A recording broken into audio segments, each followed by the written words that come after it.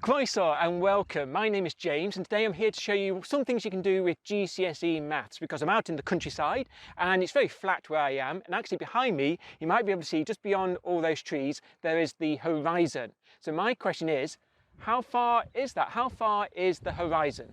Well, the horizon is made by the curvature of the Earth. So if you imagine the Earth as a sphere, then there comes a point where the Earth curves away from you so much that you can't see further. So asking where the horizon is really another way of asking how big is the Earth, which sounds like an impossible question, but it is something we can work out with GCSE maths and a clever use of angles. So this idea goes back to the ancient Greeks. Of course it does, a lot of things do, and they were able to work out the circumference of the Earth just by looking at the shadows created at noon. In one town there were no shadows as the sun's rays hit the Earth directly. Meanwhile, in another town 800 kilometers away there were shadows. This creates a Z shape, with the angles created from the top of the object to the top of the shadow being exactly equal to the angle at the centre of the Earth between the two towns. This angle was measured to be about 1/50th of a circle, which meant the distance between the two towns was about 1/50th of the circumference of the Earth. In other words, the Earth was a sphere of circumference about 40,000 kilometres and a radius of 6,400 kilometres. So thanks to the ancient Greeks, we now know that the radius of the Earth is about 6,400 kilometres. How can we use that to find the distance to the horizon? Well, how would you work out the distance to the horizon? I'll give you a moment to think about what you would do, and then I'll come back with the mathematical solution.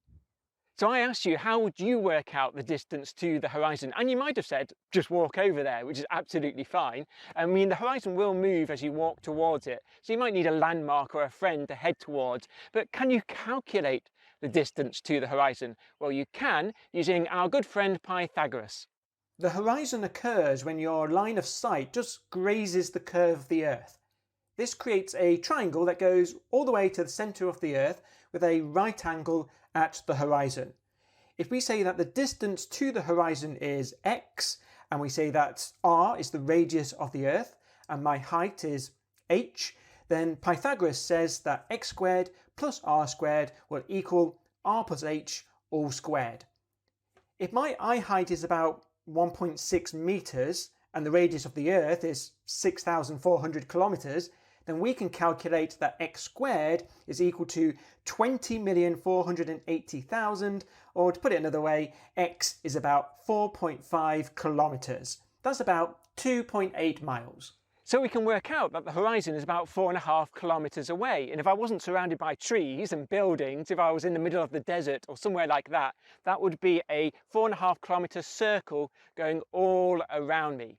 But what about if I was stood on a hill? If I was higher up, would that make a difference? What do you think? Would that make a big difference? Would it make a small difference? Would it make no difference at all? What do you think? Try and make a prediction and we're going to have a look. Before, we used Pythagoras that told us that x squared plus r squared equals r plus h all squared.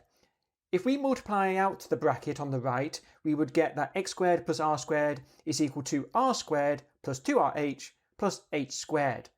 That means we can cancel out r squared from both sides and we'll have x squared equals 2rh plus h squared.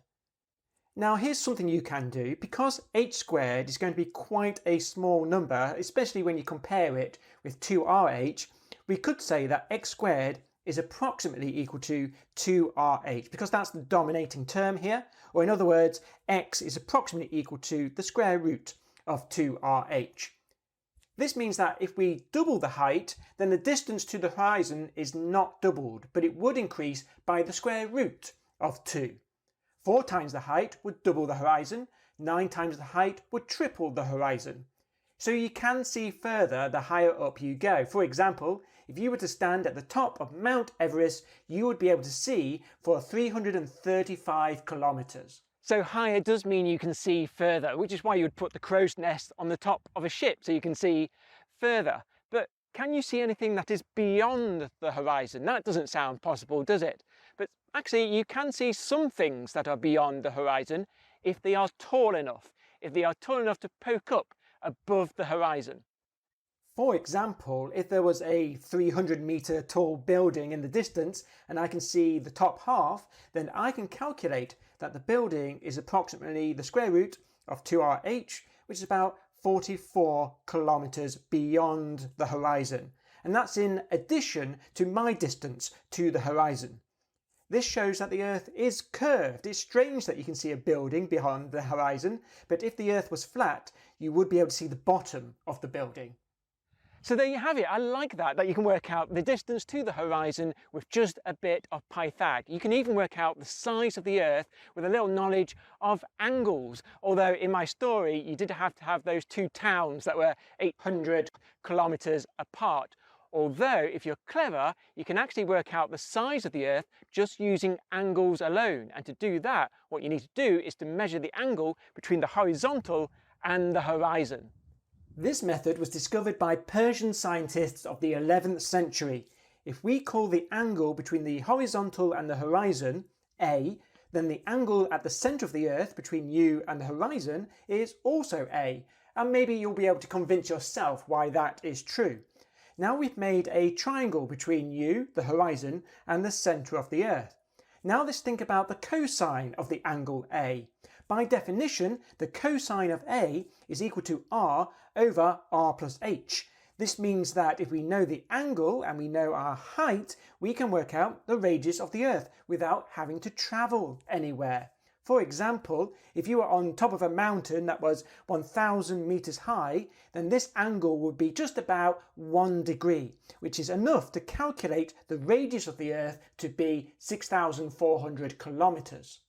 So hopefully you can understand why it's important to know the distance to the horizon or the size of the Earth. It will be important in navigation, especially sailing, which we would still use today. Although, nice story, Christopher Columbus knew the size of the Earth and he chose to ignore it. So when he went on that famous voyage to America, he didn't take enough food, he didn't take enough supplies, he didn't use his GCSE maths. So if that's what GCSE maths can do, just imagine what A-level maths can do. All right, that's all from me for now. So I'm going to enjoy the rest of my day in the countryside. I will say goodbye and hoil.